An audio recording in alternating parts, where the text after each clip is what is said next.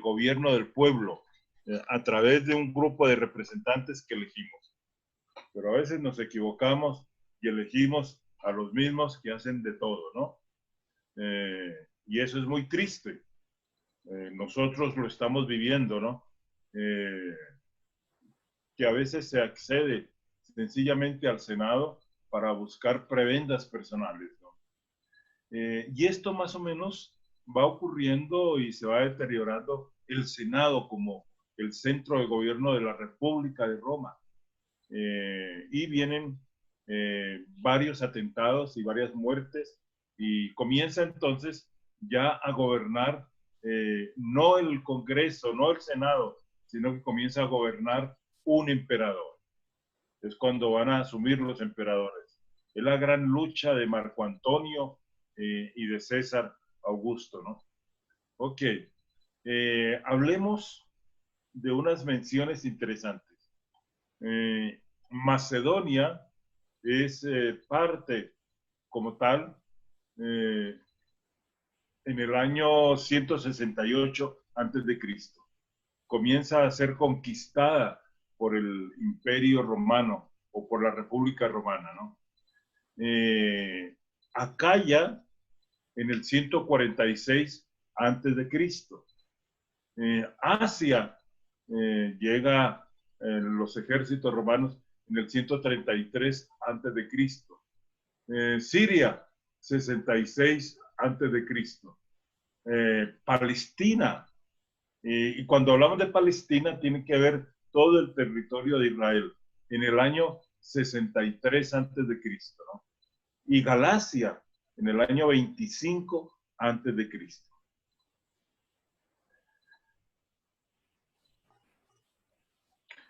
Roma llega a ser el mejor sistema político, ¿no? Ilegal de aquel tiempo. Y tal como les decía, de ahí se acoge mucho del derecho hoy en día. Y en las universidades, por lo menos, hay 2 semestres o más donde se estudia derecho romano, ¿no? Y donde se estudian todos estos ancestros y estos comienzos. Sí. En tanto, en Roma se conforma como una república, va conformándose también como el mejor ejército de aquel tiempo y de aquella época, ¿no? Y la gran mayoría, por no decir todos, que conformaban el ejército romano eran soldados profesionales, para usar un término que hoy en día nosotros tenemos. Parte de nuestro ejército aquí en Colombia son soldados profesionales, ¿no? ¿Y qué es un soldado profesional? Aquel que se vincula a la milicia y es pagado y recibe un salario, recibe un sueldo, ¿no? Y se conforma como una gran fuerza el ejército romano, ¿no? Ok, hablemos un poco del trasfondo religioso romano.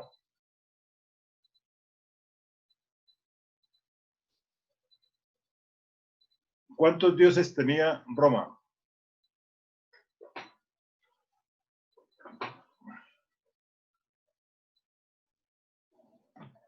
Había un dios para cada función o para cada acción, ¿no?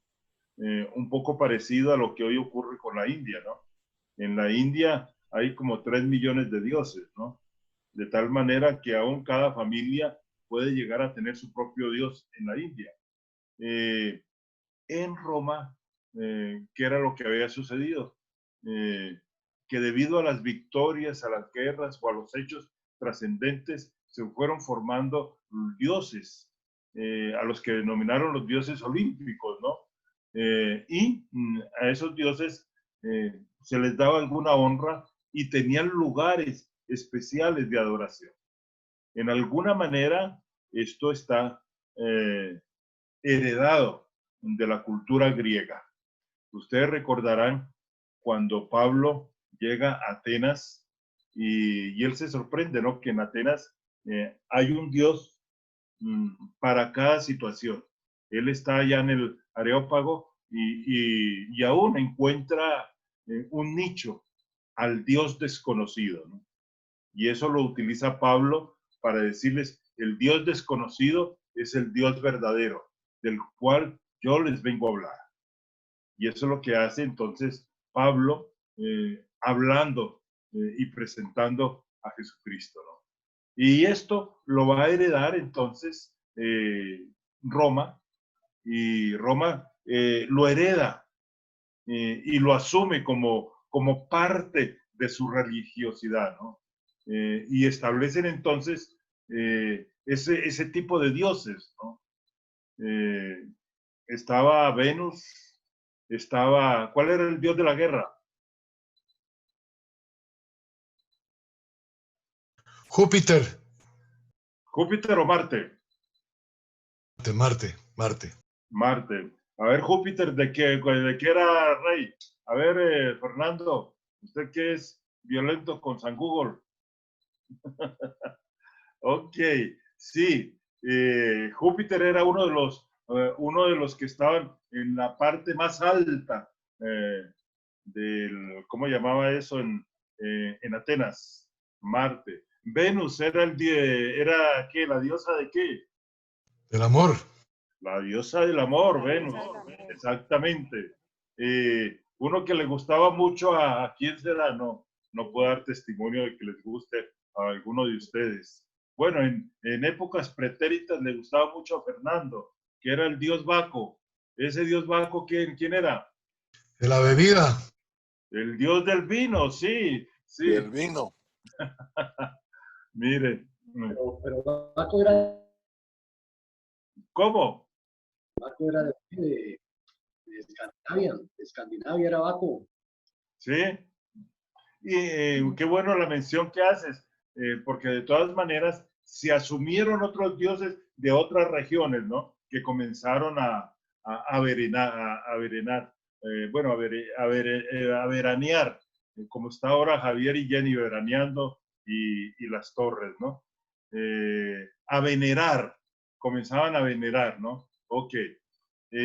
Entonces, esto comienza a un hecho que va a hacer tránsito, ¿no? Y es que el emperador comienza a hacerse Dios y comienza a dársele el culto al emperador.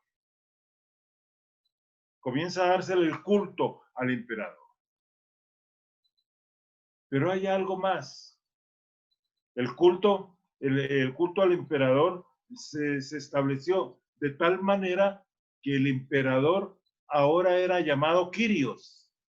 La palabra Quirios es una palabra que da y establece vínculo divino, ¿no? Sobre todo es una palabra griega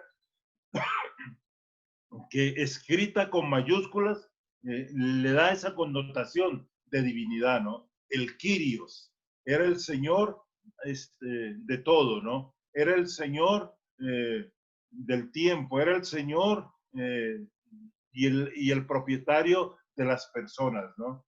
Por eso el culto al emperador se le va dando esa característica y esa mentalidad de Dios, ¿no?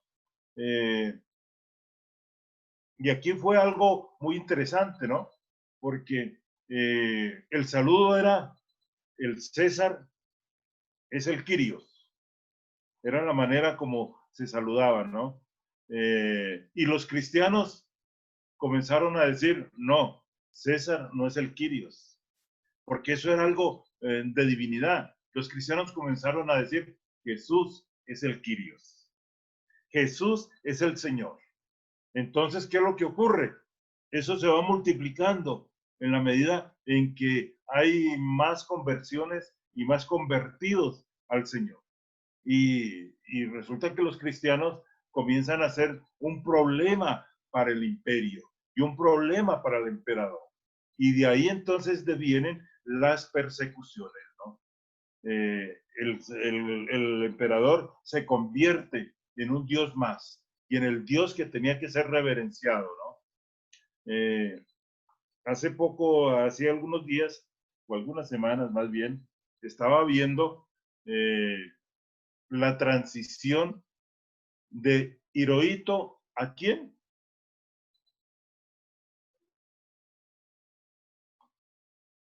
¿A la hermana?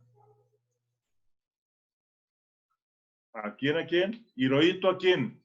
Akihito. Akihito.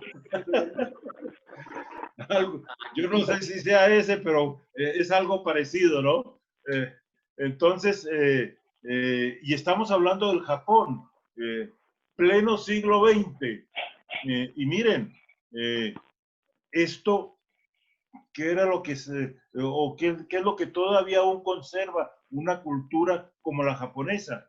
Que el emperador es divino y que el emperador tiene carácter de divinidad.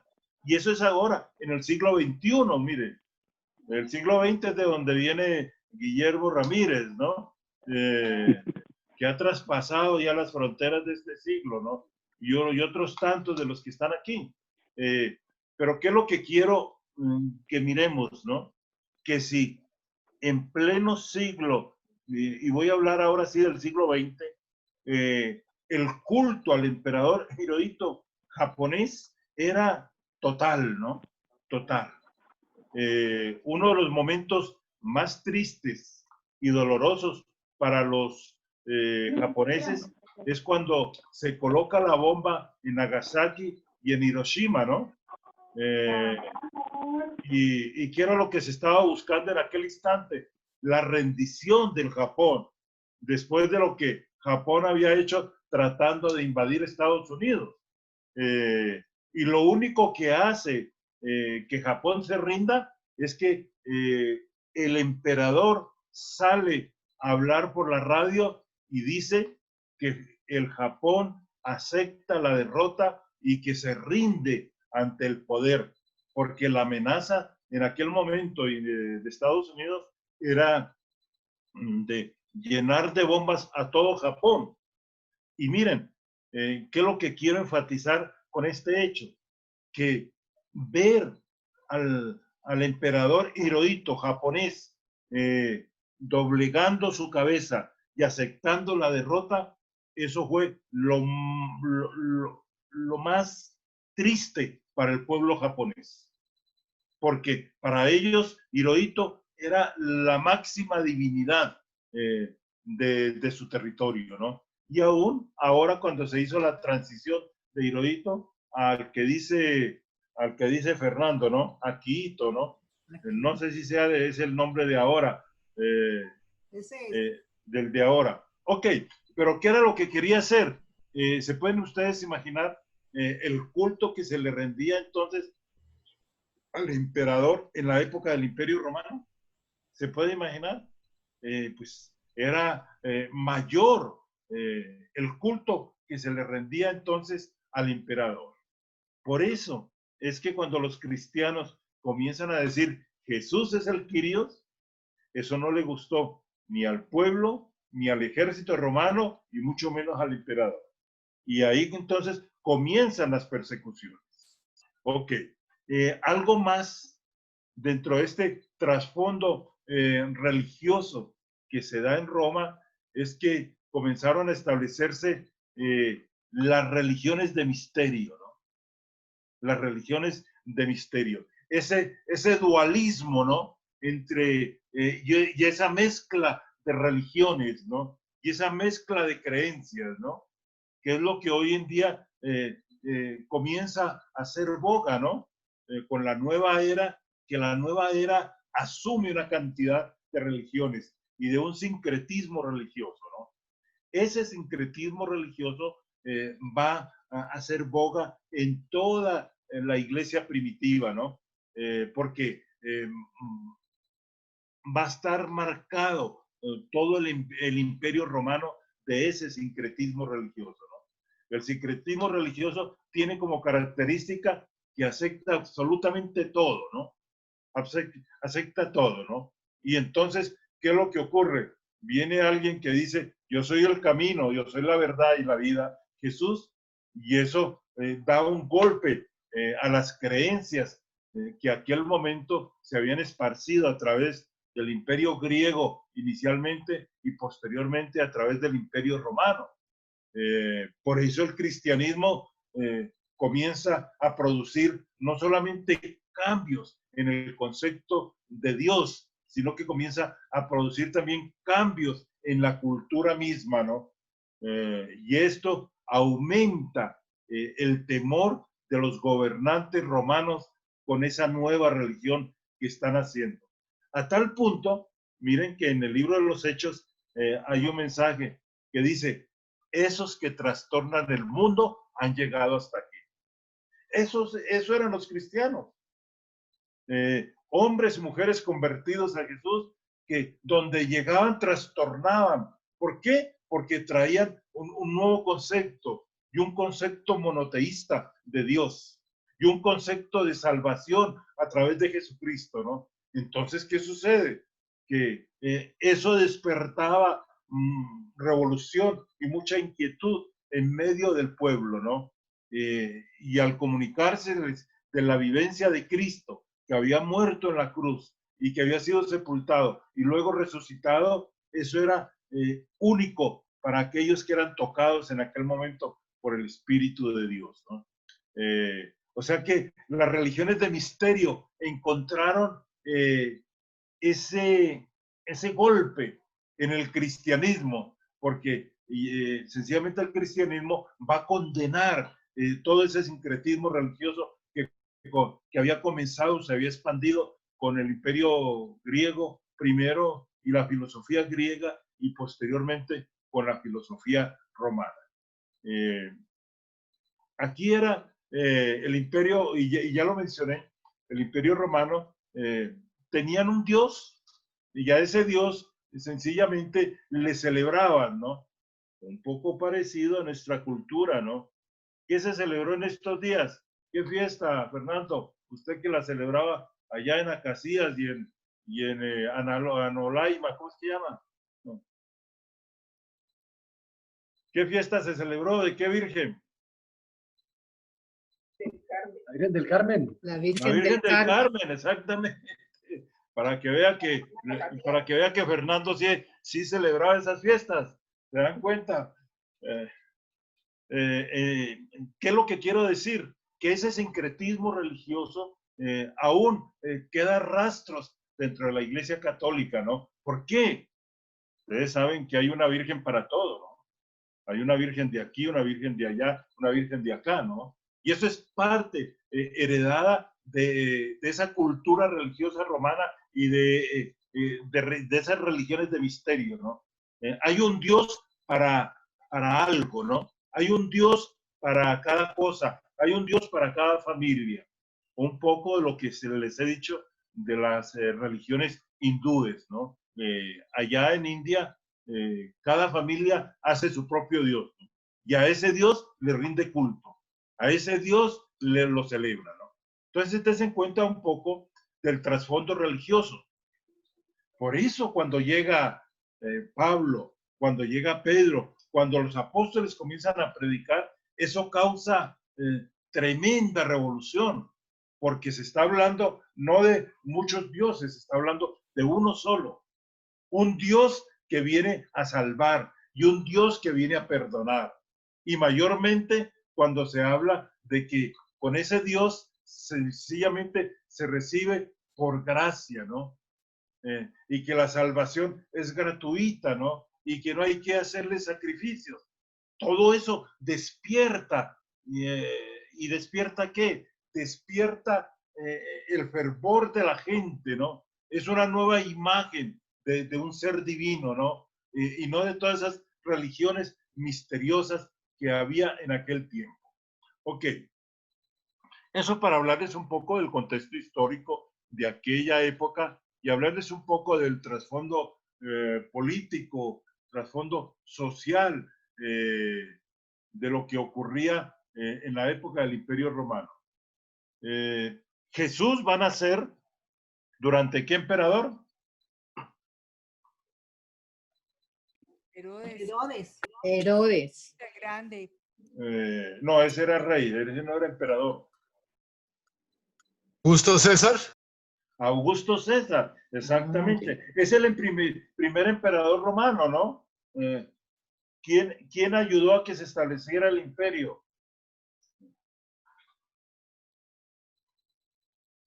Bueno, hay muchas causas, pero ¿qué es lo que yo hago la pregunta y tengo la respuesta, pero no la hago claramente, ¿no? ¿Qué mujer fue la que entró ahí en medio de las circunstancias en esa lucha del Senado romano y el establecimiento del emperador? Que fue mujer de Marco Antonio, entonces. Cleopatra.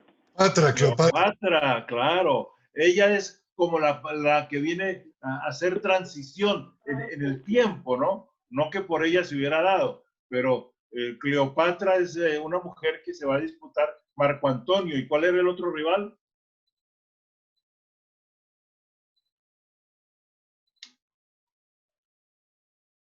Julio César. Augusto. Es No, Julio César. Julio César. No, Augusto es posterior, ya es posterior. Julio César y Marco Antonio. Ok, eso ahí para soltarles unos chismecitos de las cosas que ocurrieron en ese tiempo. Ok, miremos un poco entonces las epístolas, las cartas del Nuevo Testamento. Alguien que me lea Hechos 15 del 23 al 29, por favor.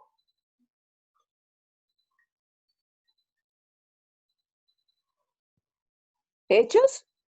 Hechos Lo 15 leo, del 23 ¿quieres? al 29. ¿Lo leo? Sí, por favor. Bueno, dice, y con ellos mandaron la siguiente carta. Óigalo. Y Nosotros, con ellos, ¿están hablando de quién? Con Pablo y Bernabé. con Pablo y Enviaron la Bernabé. siguiente carta. ¿Cuál es el énfasis que quiero hacer ahí? Que las comunicaciones eran de esta manera, ¿no? Como se enviaban. No existía, imagínense, ni el teléfono, ni el internet, ni nada de estas cosas, ¿no? Era a través de cartas la comunicación entre regiones. ¿Qué más continúa diciendo? Con ellos enviaron Bueno, esta carta. Eso, comillas. Nosotros los apóstoles y los ancianos hermanos de ustedes saludamos a nuestros hermanos que no son judíos y que viven en Antioquía, Siria y Cilicia. Hemos sabido que algunas personas han ido de aquí sin nuestra autorización y que los han molestado a ustedes con sus palabras y los han confundido. Por eso, de común acuerdo, nos ha parecido bien nombrar a alguno de entre nosotros para que vaya a verlos a ustedes junto con nuestro muy querido hermano Bernabé y Pablo, quienes han puesto sus vidas en peligro por la causa de nuestro Señor Jesucristo. Así que les enviamos a Judas y a Silas. Ellos hablarán personalmente con ustedes para explicarles todo esto. Pues ha parecido bien al Espíritu Santo y a nosotros no imponer sobre ustedes ninguna carga aparte de estas cosas necesarias. Que no coman carne de animales ofrecidos en sacrificio a los ídolos, que no coman sangre ni carne de animales estrangulados y que se evite la inmoralidad sexual. Si se guardan de estas cosas, actuarán correctamente. Que les vaya muy bien. Cierra comillas. Ok, ese era el sistema y la forma de una carta que se enviaba. Y ya desde el primer momento, en el Hechos capítulo 15, que es para muchos el principal capítulo del libro de los Hechos, donde el cristianismo deja de ser una secta judía y convertirse en lo que hoy en día es y comenzar a tener su propia identidad. Entonces le están enviando las columnas de la iglesia, después de haber estado en la asamblea apostólica, esta carta, y estén enviando algunos delegados. ¿Para qué? Para darle autenticidad a ese documento que iban a leer. ¿Ustedes recuerdan cómo se comunicaban las cartas en aquel tiempo? Ustedes lo han visto en películas, o los decretos del rey. Por unos rollos. Con los rollos. Sí, exactamente. Pero ¿dónde se leían esos rollos? ¿O cómo se leían? ¿cómo es? Como el heraldo, ¿cómo era eso? Sí, sí, por en ahí las es. reuniones, Llegaba el heraldo del rey, ¿no es cierto? O el heraldo del gobierno. Y venía con algunos soldados y venían tambores para indicar de que se iba a leer un documento real. Y se leía el documento en aquel momento y en aquel tiempo. Entonces, la carta era en aquel instante una manera de comunicarse, una manera de tener esa transmisión de aquello que era necesario que se conociera. Entonces, miren, debemos tener presente ese detalle. Voy a leerles también aquí en el mismo Hechos, el capítulo 23, miren, Hechos 23, 25. Miren lo que dice. Y escribió una carta en estos términos. Dice, y llamado, desde el 23 dice, y llamando a 2 centuriones, mandó que preparasen para la hora tercera de la noche 200 soldados, 70 jinetes y 200 lanceros, para que fuesen hasta Cesarea. Están llevando a Pablo porque en Jerusalén los fariseos y todo el grupo de los judíos querían matarlo. Y dice, y que preparasen cabalgaduras en que poniendo a Pablo le llevasen a salvo a Félix el gobernador. Y escribió una carta en estos términos. O sea que miren, la manera de comunicación de las cartas era algo corriente. A través de las cartas se comunicaban situaciones, verdades, se comunicaban enseñanzas, ¿no? Eran documentos. Ahora, hablemos un poco del carácter de esas epístolas. La carta establecía la presencia de un autor ausente, ¿no? Y en muchas oportunidades, ¿qué era lo que ocurría?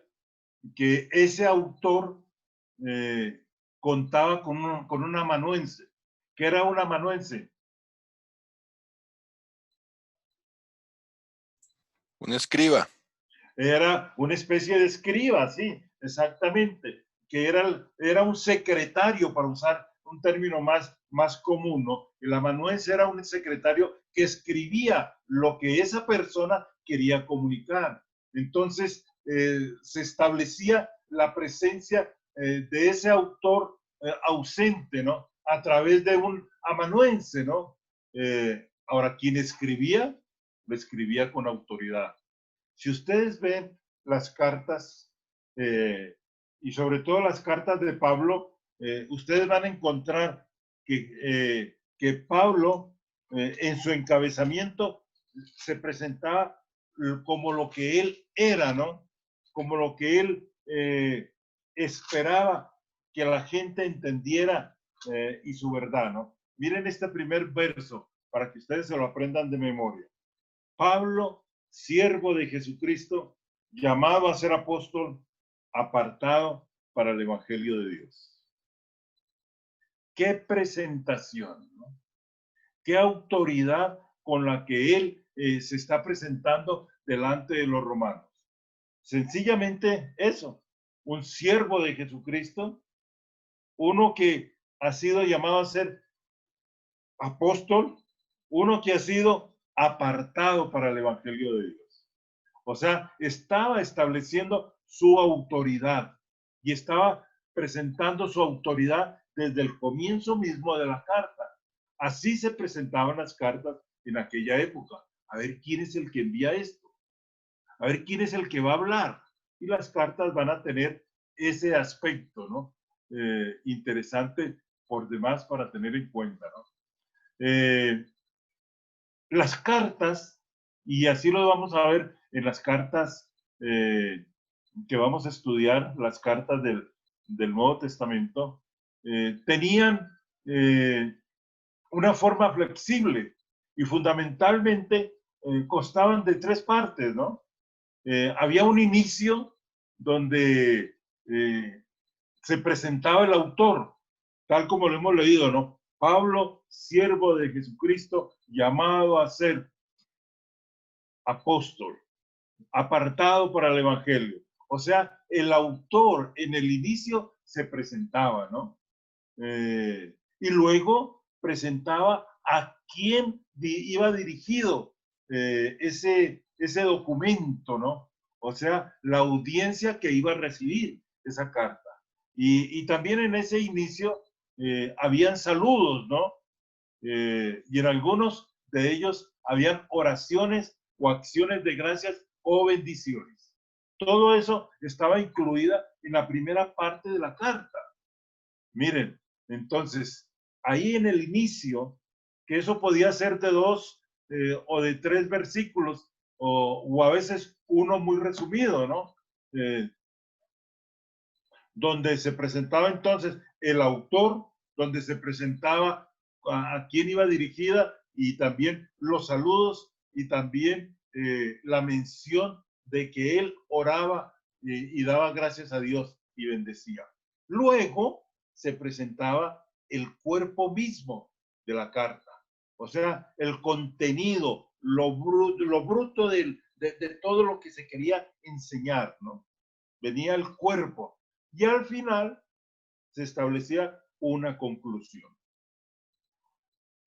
Eran las 3 formas o las 3 maneras como cada carta mantenía ese esquema. Algo para que tengamos presente, y es que estos documentos fueron escritos en una manera seguida, ¿no? No habían ni capítulos ni habían versículos, ¿no? Los capítulos y versículos corresponden ya al siglo XI, al siglo XII, ¿no? Cuando un francés comienza a dividir la Biblia, y de pronto me equivoco en la fecha, pero la reconfirmo para la próxima, y divide la Biblia en capítulos, ¿no? Y en una manera, tal vez siguiendo lo que él pensaba de una manera lógica. Eso por un lado. Y posteriormente, alguien también comienza a dividir los capítulos en versículos. Pero ¿qué es lo que quiero con esta mención? Que tengan presente que los documentos, las cartas, se escribían de una sola. ¿Les tocó escribir alguna vez una carta? Más de una vez escribieron una carta. ¿Y cuántos escribieron cartas de amor? Ah, caramba, Fernando. No, pues era muy prolífico, Fernando, ¿verdad? Si lo ve, péguele su coscorrón, Mari, para que se le siga cayendo el pelo, ¿verdad? Bueno, pero el problema no es cómo se comienza, sino cómo se termina, Mari. O sea que no hay problema. Ahora ahí lo tiene rendido a sus pies. Ok. Miren que es tan importante que tengamos presente la forma como se escribían las cartas, ¿no? Porque eso nos va a dar una visual más clara y más concreta cuando entremos a estudiar las cartas. Eran 3 partes: inicio, cuerpo y conclusión. Ok, ya hemos dicho que las cartas seguramente eran escritas por un amanuense. Miren lo que dice en Romanos, que el capítulo 16, el verso 22. Aquí vamos a ver ese detalle que hemos mencionado. Dice: yo, Tercio, que escribí la epístola, os saludo en el Señor. El último capítulo, el capítulo 16, ya al final se dedica Pablo a enviar los saludos. Y el que había escrito, el amanuense, aprovecha la oportunidad para mandar saludos, ¿no? Y por eso dice: yo, Tercio, que escribí la epístola, os saludo en el Señor. O sea que esta es una carta que Pablo le dicta a Tercio, ¿no? Para que él se dé cuenta. Miren lo que dice también Gálatas, el capítulo 6, el verso 11. Dice así: mirad con cuán grandes letras os escribo de mi propia mano. Esta es una mención muy especial. podría ser que la carta a los Gálatas es una de las pocas o la única carta que Pablo escribió de sus propias manos, ¿no? Y algunos, con base en este verso, mirad con cuán grandes letras os escribo de mi propia mano, hacen notar, ¿no? Que pareciera que Pablo había sufrido un problema en su vista, ¿no? O en sus vistas, como dicen también por ahí, ¿no? Tenía un problema en la visión y por eso dice, con cuán grandes letras os escribo. Esto muestra que Pablo también entonces necesitó amanuense, secretario para que le escribiera las cartas. Y eso es lo que va a ocurrir en Gálatas, es escrito antes de Romanos. Y por eso Romanos, que es mucho más larga, 3 veces más larga y de pronto 2 o 3 veces más larga que Gálatas, necesitaba entonces un secretario, ¿no? Y ahí está Tercio escribiendo esta carta, ¿no? ¿Qué más les puedo decir de esto? A ver, ¿qué horas vamos teniendo? Nos vamos metiendo en la historia y al menos a mí me pasa, y nos quedamos ahí sencillamente recibiendo y recordando todos estos hechos. Ok, Segunda de Tesalonicenses 3:17 es otra mención que Pablo va a hacer así, de esta manera típica y tradicional en que los documentos se escribían en aquel tiempo. Dice, la salutación es de mi propia mano, de Pablo, que es el signo de en toda carta mía, así escribo. O sea que, ¿qué es lo que nos está diciendo Pablo? Que otro escribió la carta, pero al final él escribió el saludo. Dice, la salutación es de mi propia mano. O sea que fue un amanuense el que le ayudó a redactar la carta. No el que le ayudó a redactar la carta, perdón. El que escribió la carta que Pablo le dictó. Dice, las salutaciones de mi propia mano, de Pablo, que es el signo en toda carta mía. Así escribo. O sea que él regularmente utilizaba entonces un amanuense. Ok, Efesios 6:21. Miren, nos va a mostrar algo que también hemos visto en las películas. Las cartas, ¿quién las llevaba? El correo, mensajero. ¿Y cuál era ese correo y cuál era ese mensajero? Personas. Eran personas muchas veces caminando, o otras personas llevando ese en un animal, en un caballo. Ok.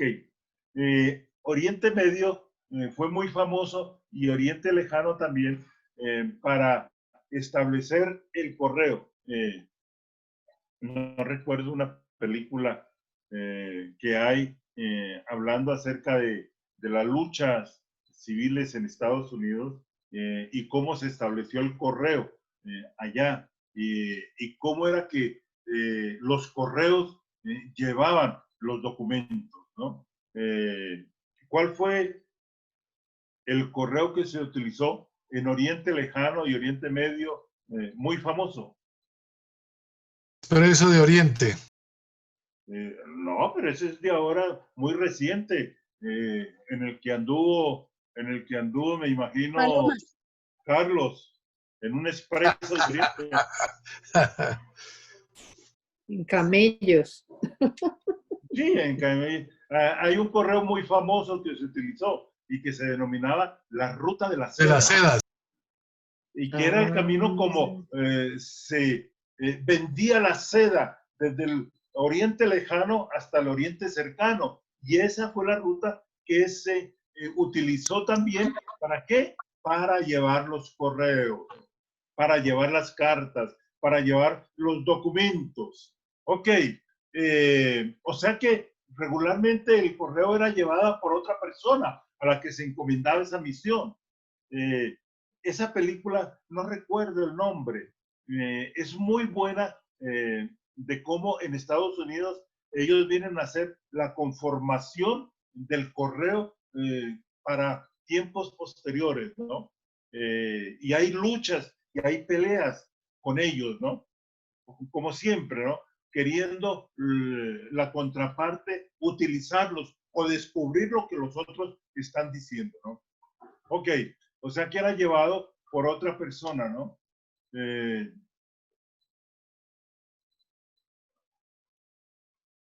Ahora, estos correos eran correos ocasionales, ¿no?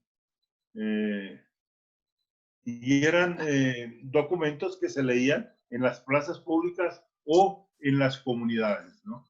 Des en cuenta entonces la importancia de las epístolas. Muy pronto Pablo va a descubrir que es necesario, ¿no? Apoyar a esas comunidades nacientes. Él hace su primer viaje y en su primer viaje pues abre diferentes lugares donde establece comunidades cristianas. Luego le dice a Bernabé, regresemos para ver cómo están ellos.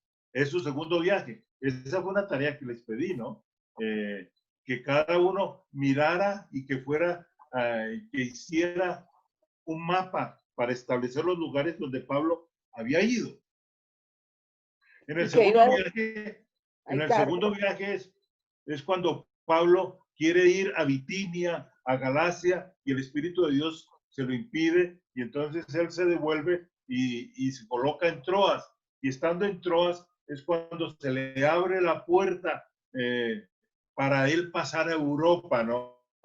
Y llegar hasta Tesalónica, llegar a Filipos, ¿no?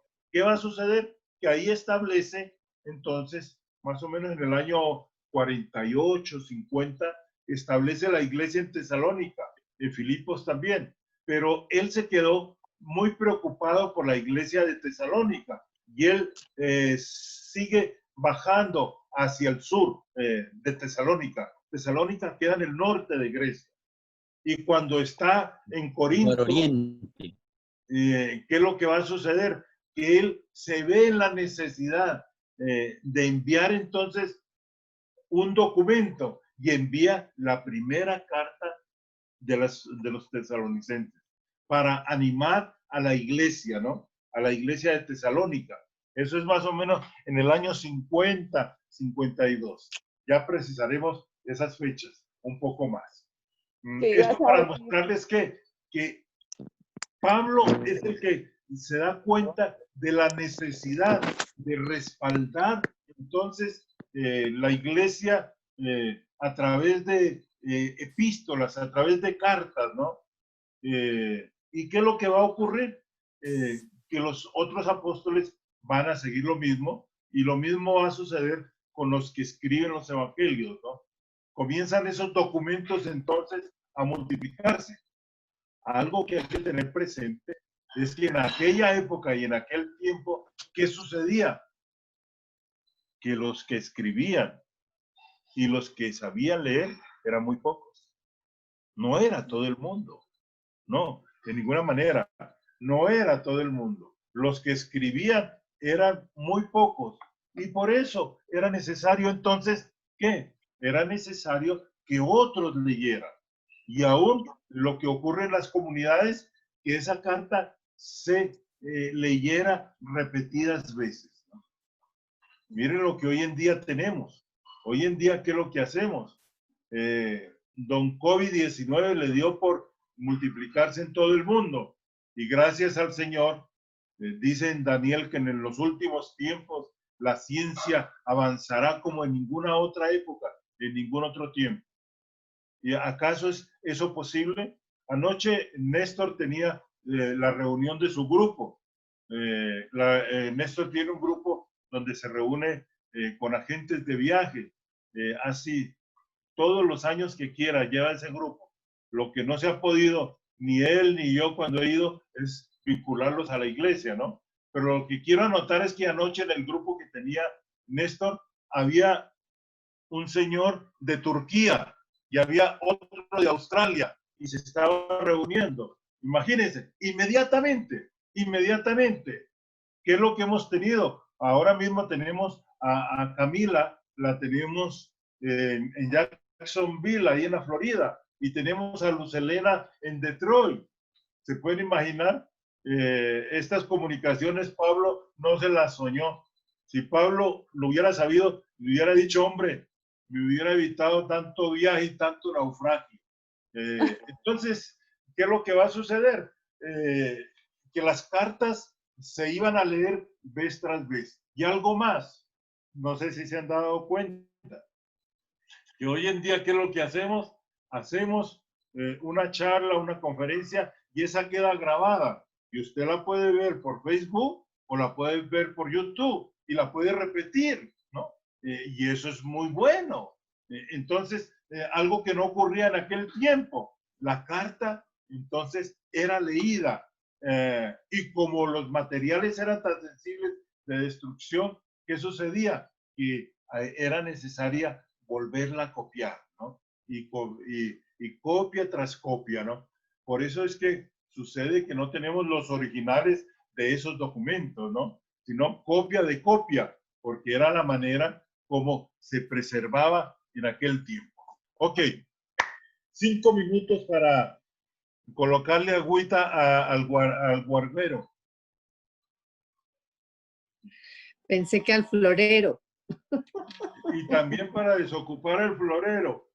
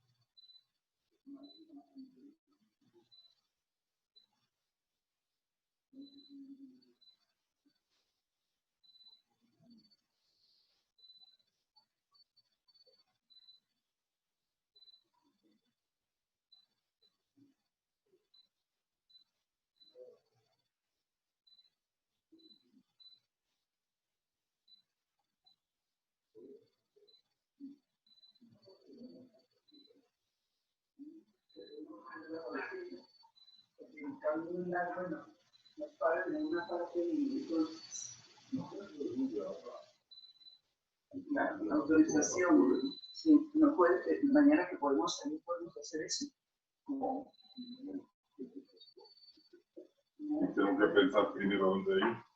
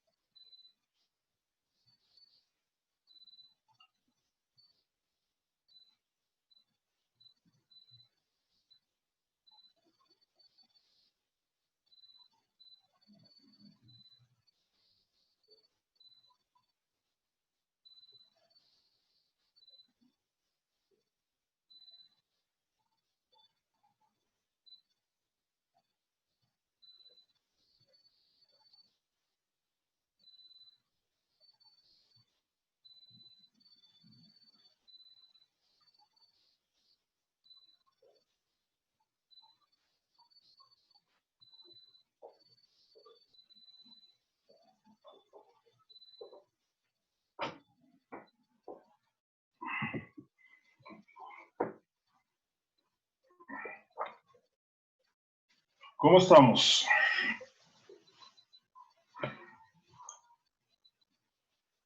Álvaro Romero. Déjese ver la cara. No te conozco, Álvaro Romero. ¿Quién te invitó a la academia? Me invitó Germán Germán Erazo. Germán Erazo. Ah, mira, Álvaro. Qué bueno tenerte con nosotros, Álvaro. Sí. Ok. ¿Germán Erazo o Germán Muchas Ballén? gracias. Erazo. Germán Erazo. Germán Erazo, ah, bueno. ¿Y Sí, Germán está por mañana ahí, María. Ana María? Claro, aquí frente al cañón. Sí. Ah, Sí. vea, pues. Oiga, Germán, usted está debiendo el tema que no ha presentado todavía, ¿no? Para que dentro de 15 días lo presente a los varones. Ok, vamos a ver.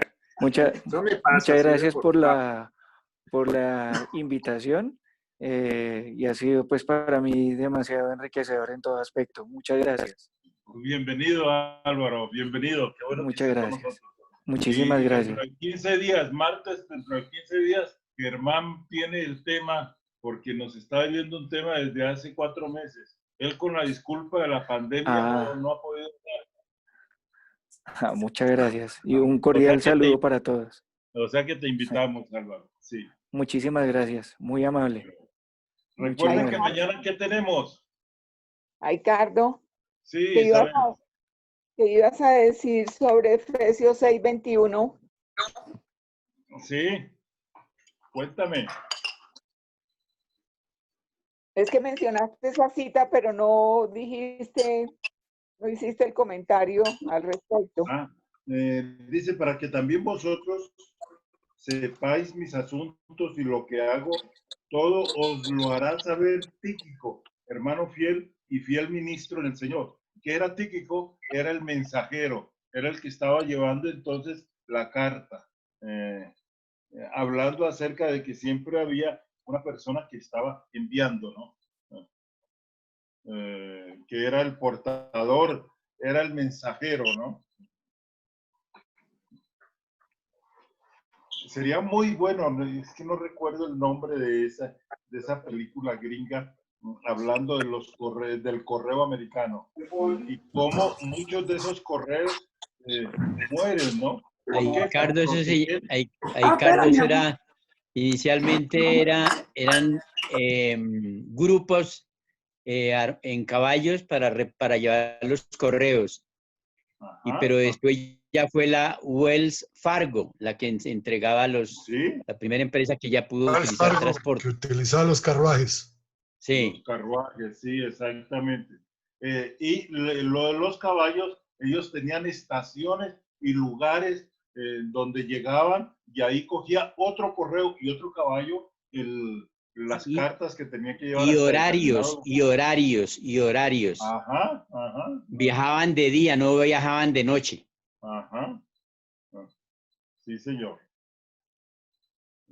Ok. ¿Dónde anda Berta? A ver, que quiero ver la cara a Berta.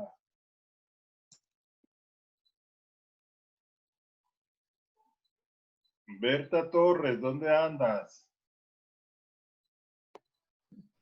Hable La Berta, otra. Está Aquí estoy, Ricardo.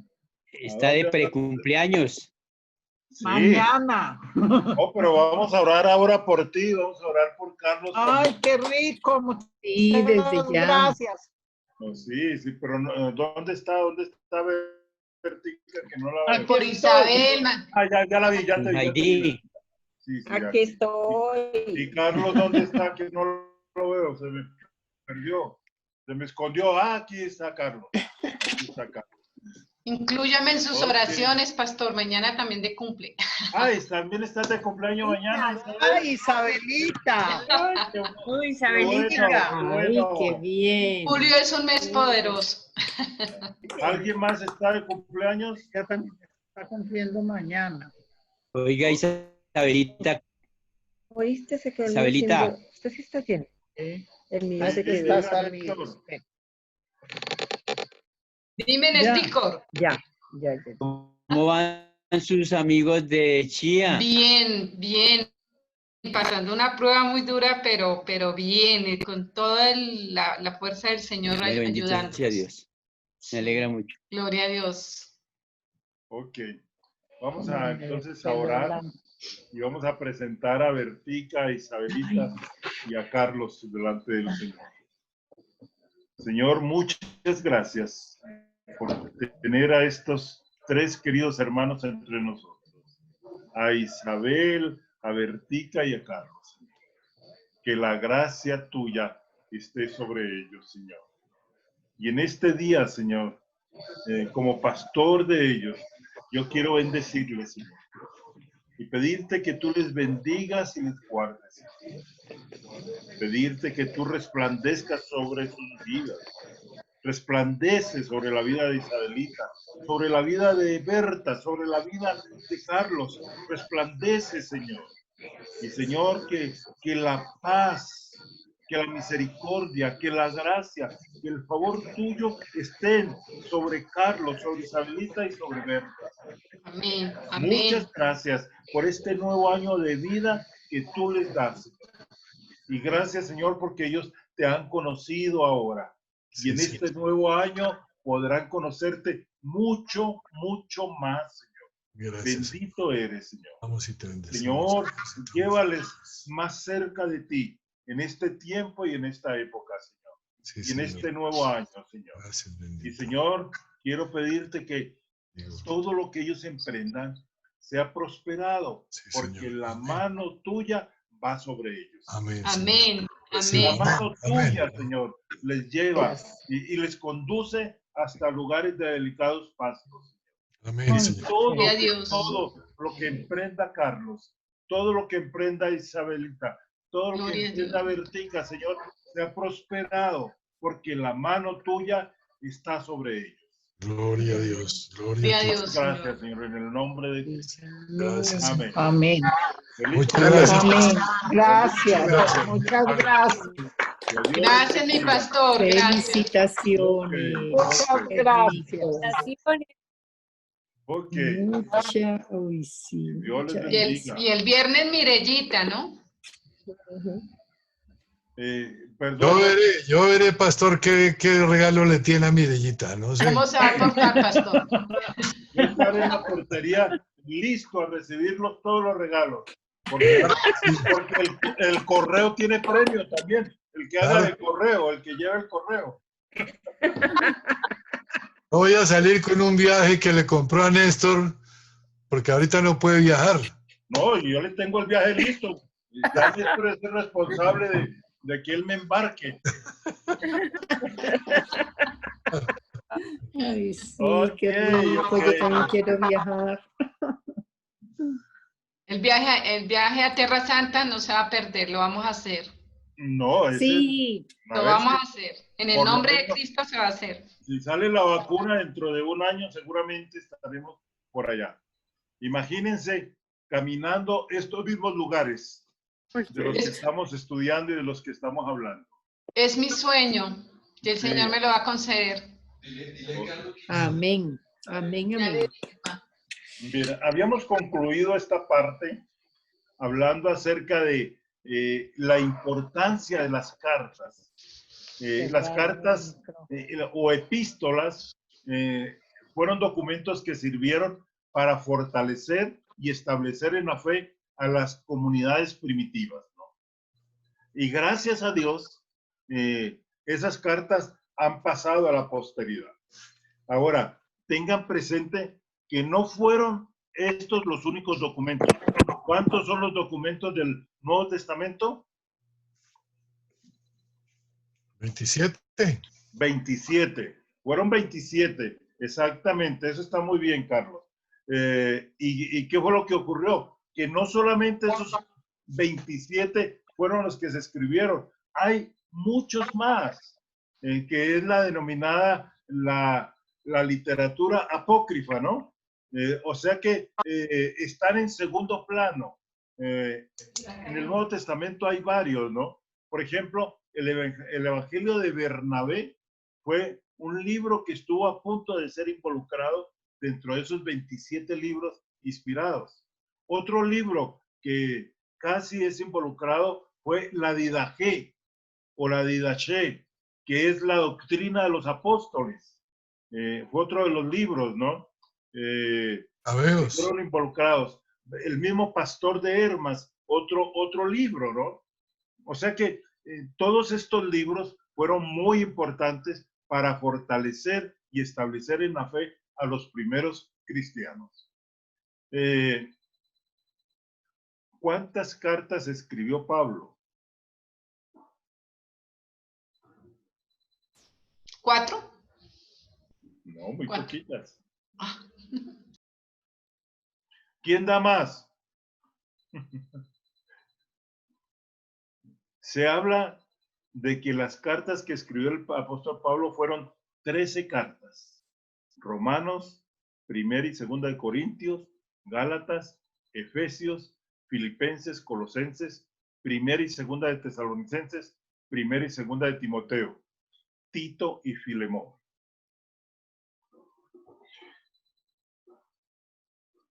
Hay algunos que dentro de estas 13 cartas dicen que Pablo es el autor directo de 7 de ellas, que algunos le denominan las 7 cartas auténticas de Pablo, y que las otras posiblemente fueron escritas por sus discípulos o por aquellos que estaban cercanos a él, ¿no?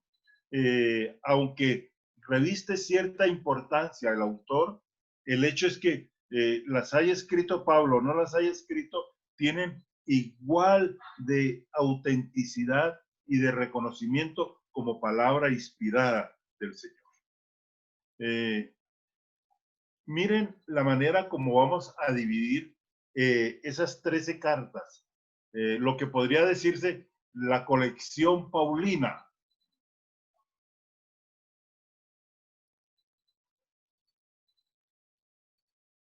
Esa colección paulina la podemos dividir en 4 grupos. Cartas soteriológicas, o sea, cartas que hablan acerca de la salvación. Cartas cristológicas, hablan acerca de Cristo. Cartas escatológicas, hablan del final de los tiempos. Y cartas eclesiológicas, que hablan acerca del manejo de la iglesia. ¿Cuáles son las cartas soteriológicas o cartas que nos traen la doctrina de la salvación? A ver, les doy la oportunidad de que ustedes recuerden y afirmen cuáles son esas cartas.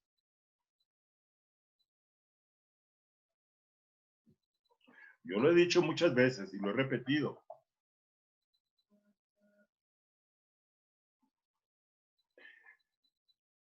La primera carta soteriológica es la carta a los Gálatas.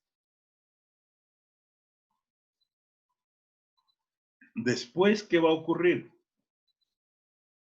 Que Pablo le escribe a los romanos y escribe una carta que es 2 o 3, tal vez 2,5 o 3 veces más grande que la carta a los Gálatas.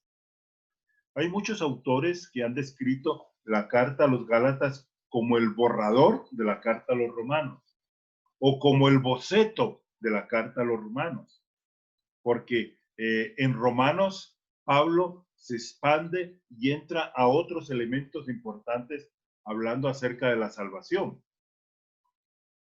Y miren,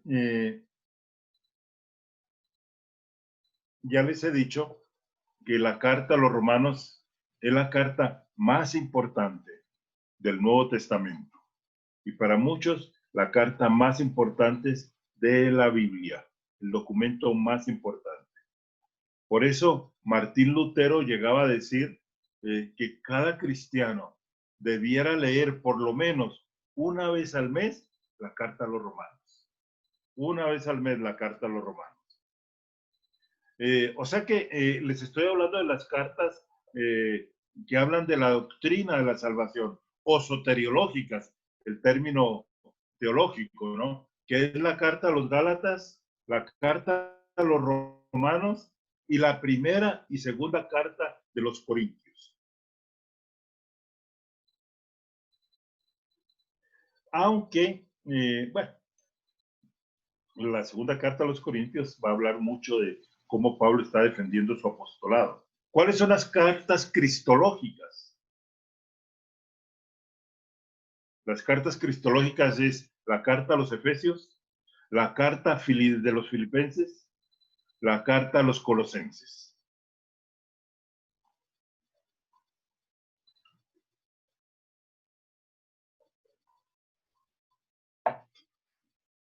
¿Cuáles son las cartas escatológicas? Aquellas que nos hablan de los últimos tiempos.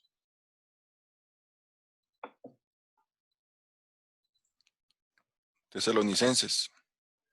Exactamente, primera y segunda de Tesalonicenses. Es que estaba buscando a Glorita Ra porque ya le tengo 2 faltas. Pero aquí la acabo de encontrar.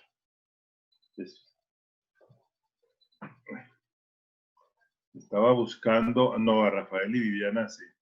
Ahora 8 días también se conectaron tarde. Estoy haciendo pasada de lista, mejor dicho. Ok.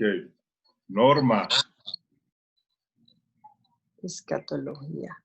Escatológicas. Gilma llegó, pero llegó ya. Llegó unos minutitos tarde.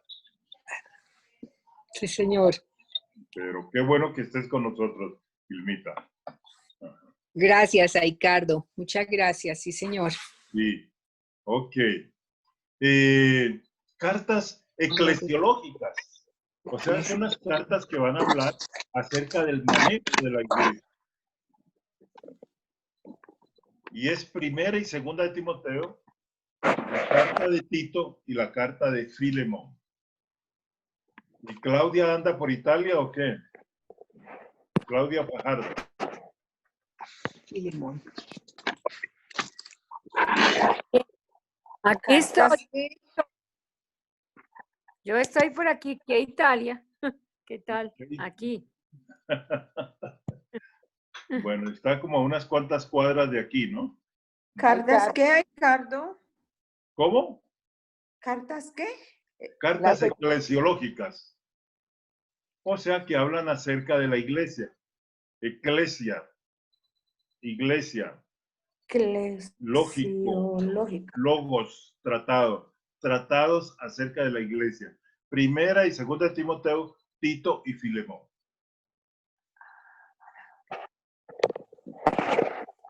Y en las escatológicas no entra Apocalipsis.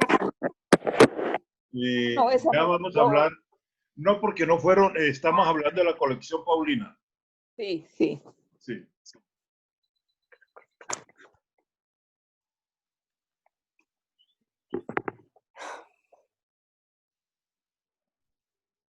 Ok. Hablemos entonces de la colección no paulina.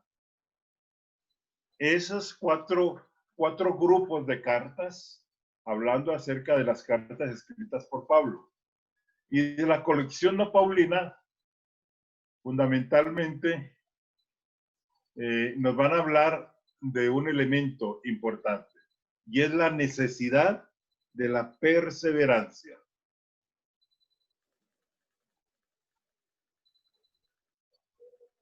O sea, de permanecer en la enseñanza.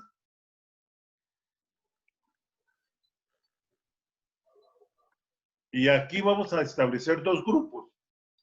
El primero tiene que ver con cartas escritas en la persecución o que sufrieron la persecución, que son las cartas de Hebreos, Santiago y Primera de Pedro. Pero considerando que él escribió Hebreos, porque no se sabe. No, es que estamos hablando de las cartas no paulinas.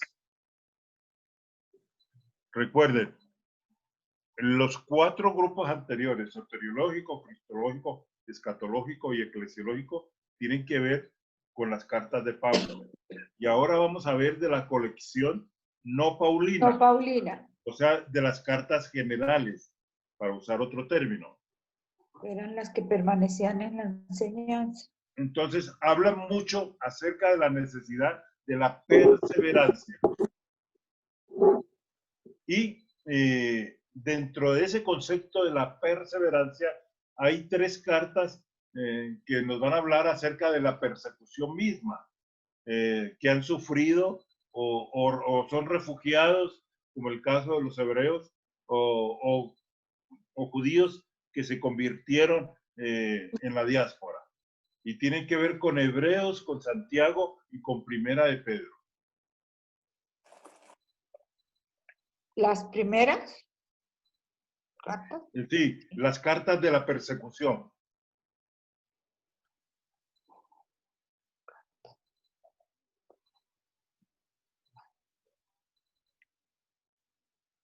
Y hay, hablando dentro de este concepto de la necesidad de la perseverancia, hay 3, 4, 5 cartas que van a hablar acerca de falsos maestros. O sea, la importancia de estar en la doctrina y de evitar los falsos maestros, que son Segunda de Pedro, Primera, Segunda y Tercera de Juan y la carta de Judas. Mira, Pedro.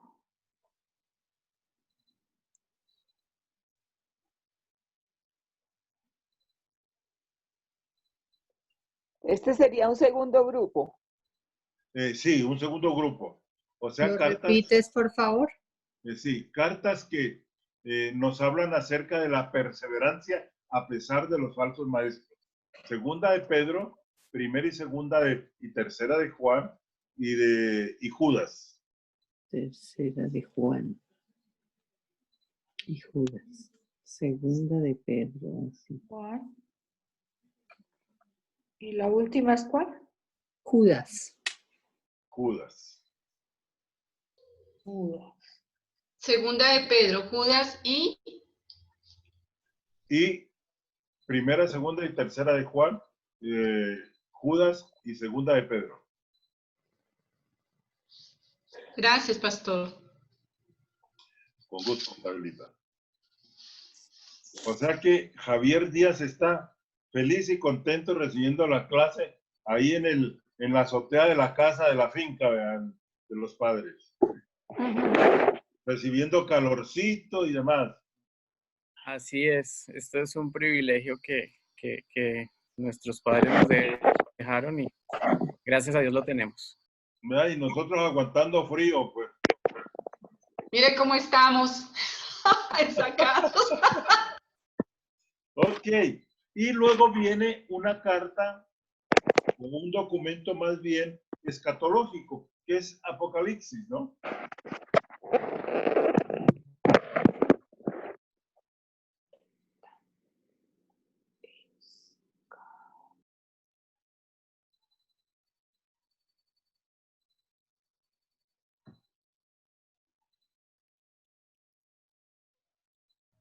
Pastor, ¿y Santiago? Ah, muy buena la pregunta. No tengo a Santiago. Claro que sí, ya lo hablé de que estaban dentro de las cartas que hablan de la persecución. Hebreos, Santiago y Primera de Pedro.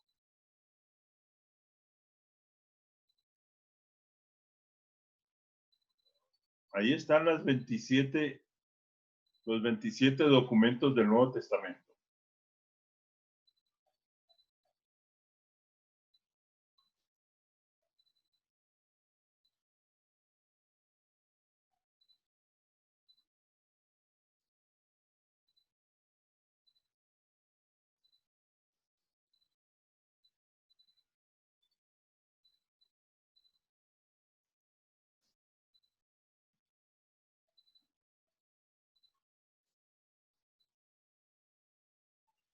Miren lo que vamos a hacer en los siguientes 10 minutos. Usted va a abrir la carta a los romanos.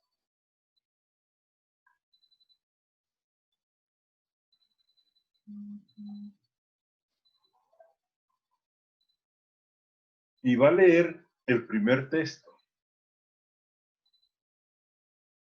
Ya lo leímos desde acá. Pero quiero que usted en los siguientes 10 minutos, o para hacer más 7 minutos, se lo aprenda de memoria ese versículo. Romanos capítulo 1, verso 1. Romanos 1, verso 1.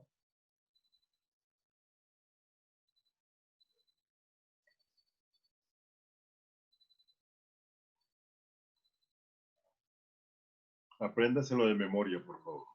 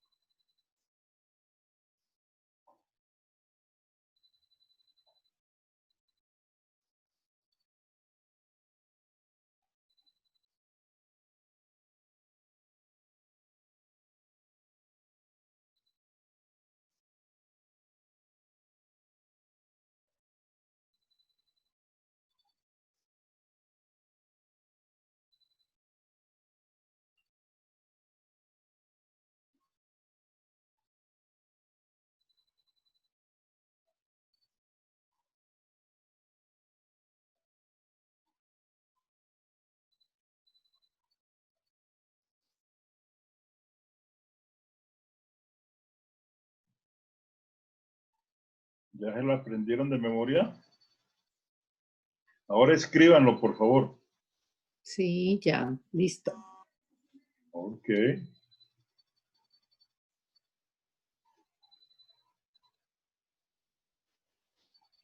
Mire lo siguiente que va a hacer. Comience a leer el primer capítulo. Y habíamos dicho que la carta y estas cartas van a tener tres partes. Una parte que es el inicio.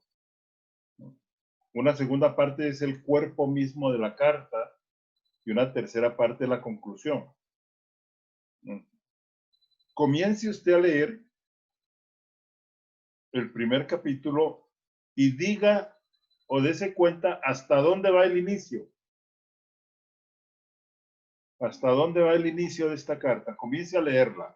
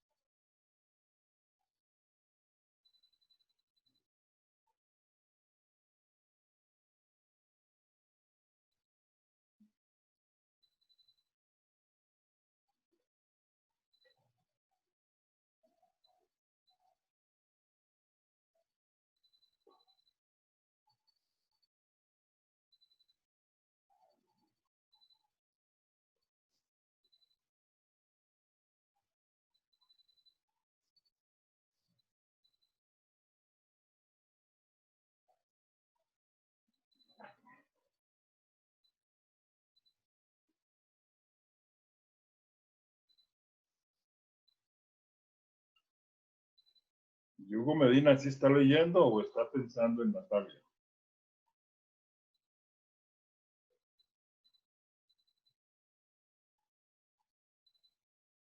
No, pastor, acá.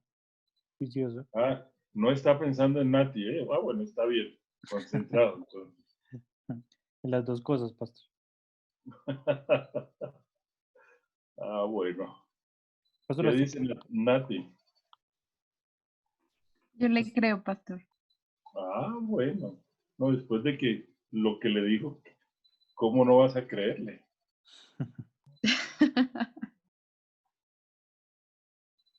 ¿Y Gabriel está juicioso, Ana Yive? ¿Está haciendo la tarea? Gabriel está con Gabriela. Ah, ya. Entonces Ana Yive está haciendo la tarea juiciosa. Sí, sí, señor. Ah, bueno. ¿Y Norma? ¿Dónde anda Norma? En Melgar, pastor. Ah, viene a humillarnos que está con calor y demás, vea. Y nosotros aquí muriéndonos de frío. Aquí visitando a mi hijo, sí. Y ya me toca quedarme aquí por esta cuarentena. Sí, qué bueno. Con estos fríos de acá, me imagino. Sí, señor. ¿En qué parte vive tu hijo? ¿Cómo? ¿Dónde vive tu hijo? En Melgar aquí, esto es como muy cerca a la base aérea. Muy cerca de la base aérea. Ah, o cerca de Punto Rojo. Por detrás, que hay unas urbanizaciones hay que, detrás de Punto Rojo, por ahí más o menos. Esa área. Bueno, no sé. Sí.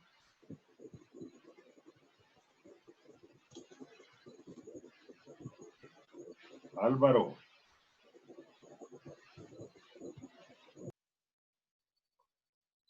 Álvaro Romero. Tienes que decirle a Germán que te hable de las 4 leyes espirituales.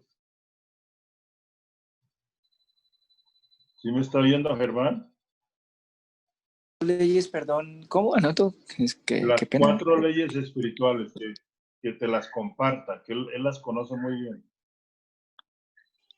Ah, ok, perfecto. Estoy anotando aquí, diciendo. Y que te las cuente con el testimonio de él, que es muy bueno. Las 4 leyes espirituales. Bueno, sí, señor. Listo, Álvaro. Muchas gracias, pastor. Con gusto.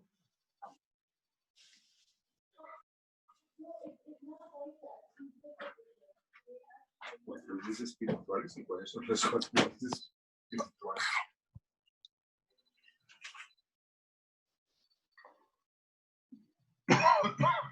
Esa es la tarea. No, esa es la tarea para ti. Ahora voy a dejar otra tarea. Bueno, gracias. Ok, Álvaro.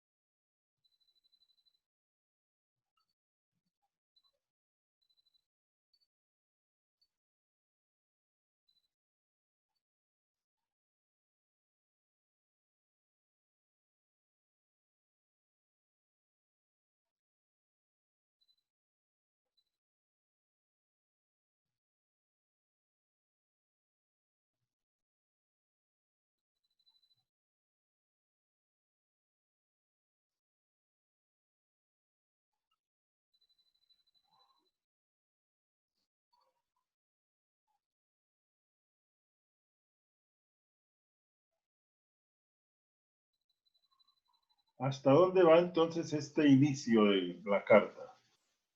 O la introducción, podríamos decirlo en otro término, ¿no? Para mí va hasta el capítulo 15, hasta el versículo 15. Hasta el versículo 15. Yo digo que el 16. Para mí también. Del 1 al 15. Hasta el Para 17. mí también el 15. Hasta el 17. Yo digo que el 16, hasta el 16, porque es ahí donde Pablo relata que ¿Quién más está de acuerdo o está en desacuerdo para plantear algo diferente? O un verso menor, o un verso más.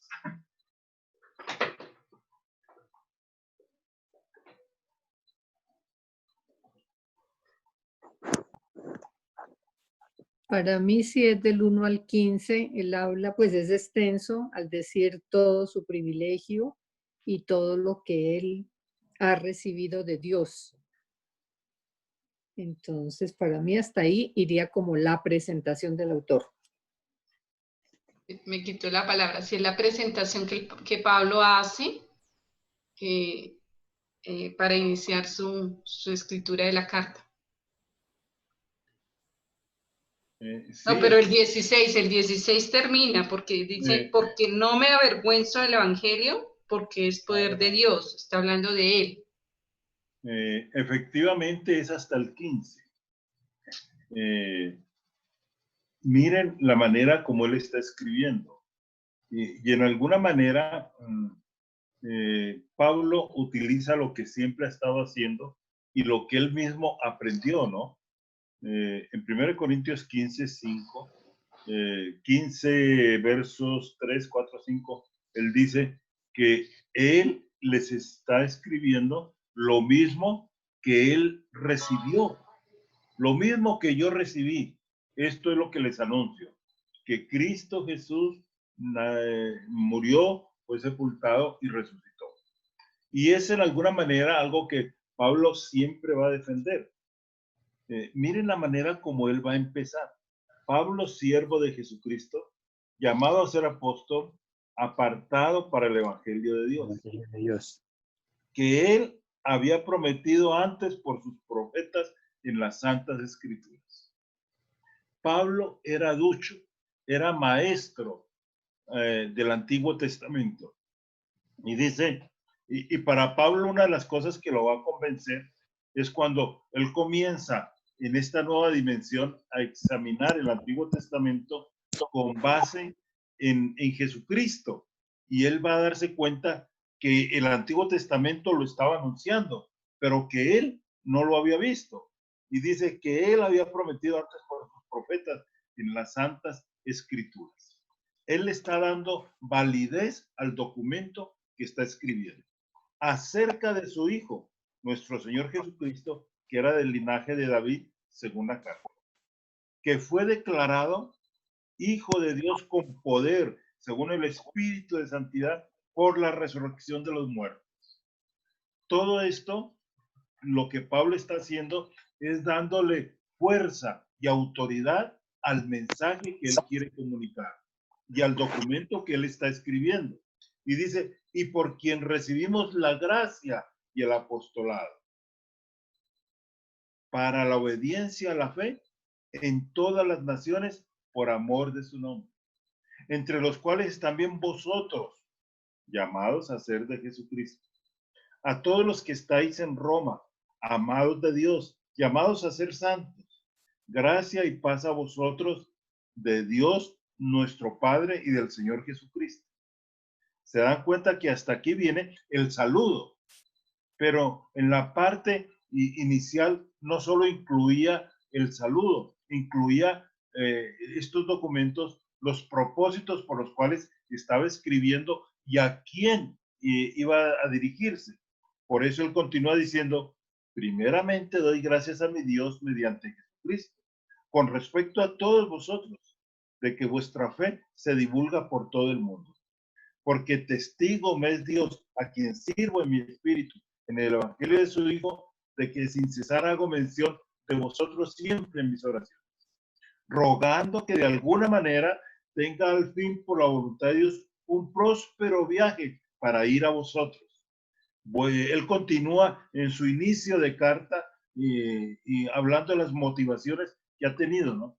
Porque deseo veros para comunicaros algún don espiritual a fin de que seáis confirmados. O sea, él quería comunicarles un don espiritual. ¿Y ese don espiritual cuál era? Era lo que él les está escribiendo. O sea, hablarles acerca de la doctrina de la salvación, de la justificación por la fe. Y continúa en el verso 12 diciendo, esto para ser mutuamente confortados por la fe, que nos es común a vosotros y a mí. Pero no quiero, hermanos, que ignoréis que muchas veces me he propuesto ir a vosotros, pero hasta ahora he sido estorbado. O sea, algo de lo que le había pasado en Galacia y Bitinia, las puertas se habían cerrado, para tener también entre vosotros algún fruto, como entre los demás gentiles, a griegos y no griegos, a sabios y a no sabios, soy deudor. Hermosas palabras. Él se sentía comprometido y se sentía en deuda con todos, absolutamente todos. Así que, en cuanto a mí, pronto estoy a anunciaros el evangelio también a vosotros que estáis en Roma. Aquí está Pablo, ¿no? Y ya ha planteado entonces el saludo y el motivo por el cual va a escribirles y la autoridad con que les escribe y la autoridad que respalda sus documentos. Y miren, esas dos palabritas o esa palabrita que viene, porque, muy importante, esas palabras que sirven de conexión respecto a algo. O sea, ha dicho todo esto porque no me avergüenzo del evangelio, porque es poder de Dios para salvación a todo aquel que cree, al judío primeramente y también al griego. Porque en el evangelio la justicia de Dios se revela por fe y para fe, como está escrito, mas el justo por la fe vivirá. Estos dos versos, 16 y 17, son los versos centrales de la carta a los romanos. Y aquí Pablo está presentando entonces el propósito de la carta. Primero saluda, primero manifiesta su deseo de ir a verlos y luego le da autoridad a lo que él quiere escribir y le da autoridad y razón fundamental de lo que él está predicando.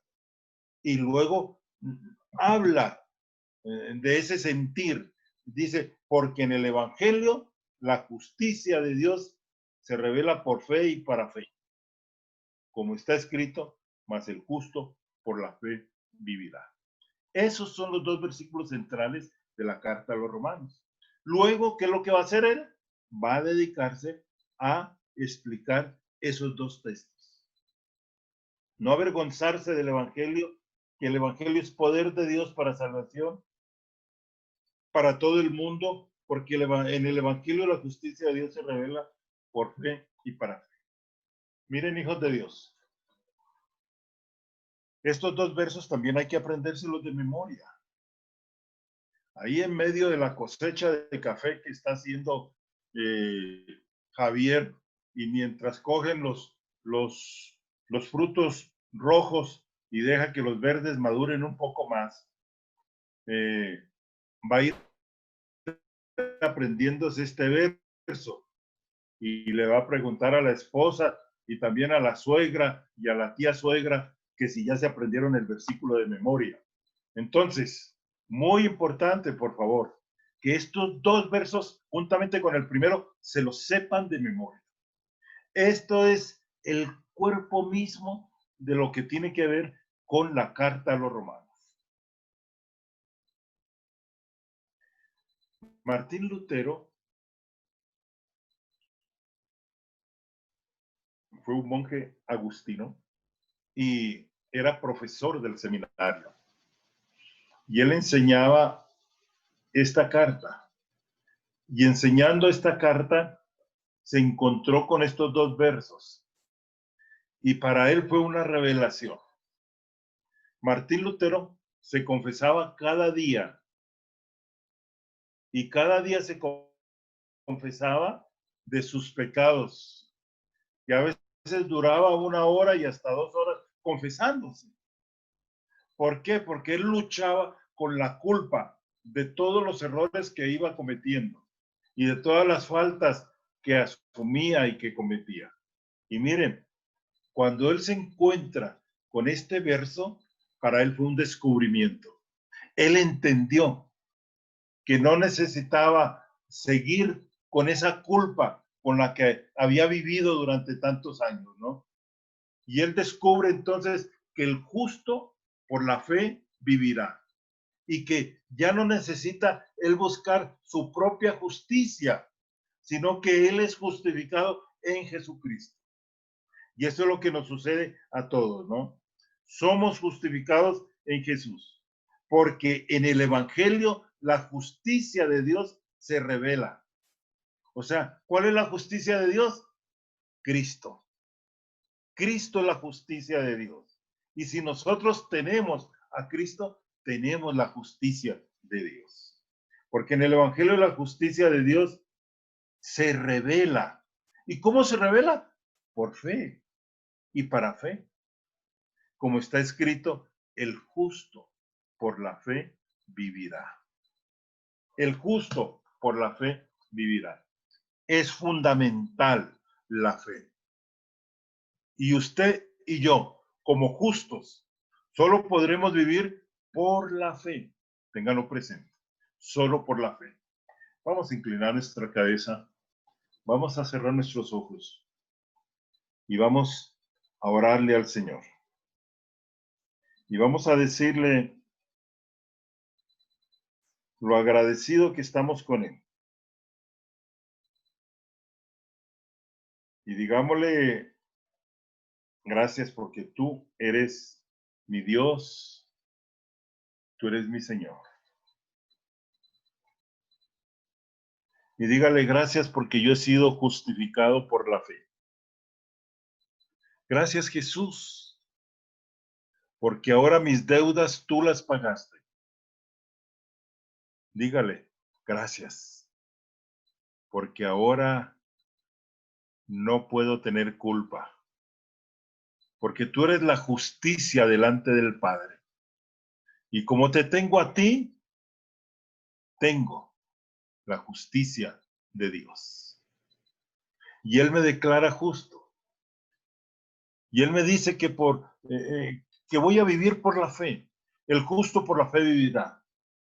Y gracias, porque podemos vivir por esta fe maravillosa de Cristo Jesús en nosotros. Bendito, bendito seas nuestro Dios. Te damos gracias, Señor. Y te bendecimos. Bendito eres. En el nombre de Cristo oramos. Amén. Amén.